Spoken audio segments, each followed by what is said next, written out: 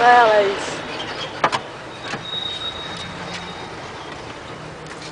Tá fazendo mal?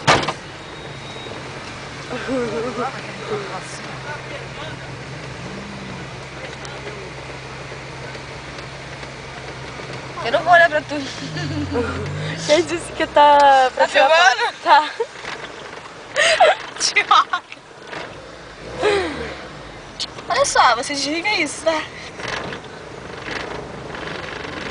Vai, dá oi.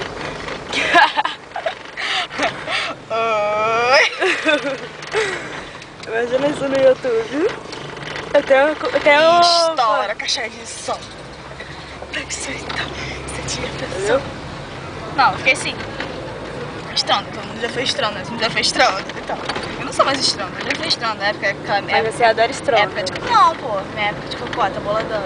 Usava com um tênisinho da Riff, calça apertadinha, baby look, da Mary Jane. Dicas para ser uma cocota. Anda sempre com a franja. Mas o que? E a maquiagem? Pra quem não tem cabelo liso, usa prancha, tá? Chapinha bolada. E maquiagem, sei lá, cara. A maioria das meninas gosta muito de blush. Com essa porra rosona aqui, parece que levou 2 socão, tá ligado? Tô ligado. Então, é isso aí.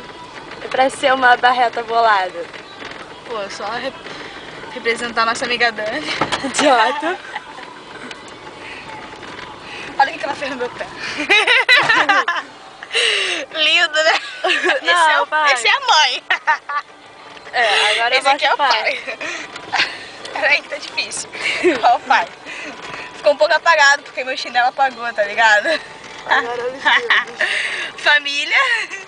Tá apagado. Que chato. Quem é mais bonito? Os dedos ou a dona? Os dedos. Também acho. Tá Dá bom, tchauzinho. cara. Tchau. Não, fala o que você ia falar. É hora de dar tchau. Tchau.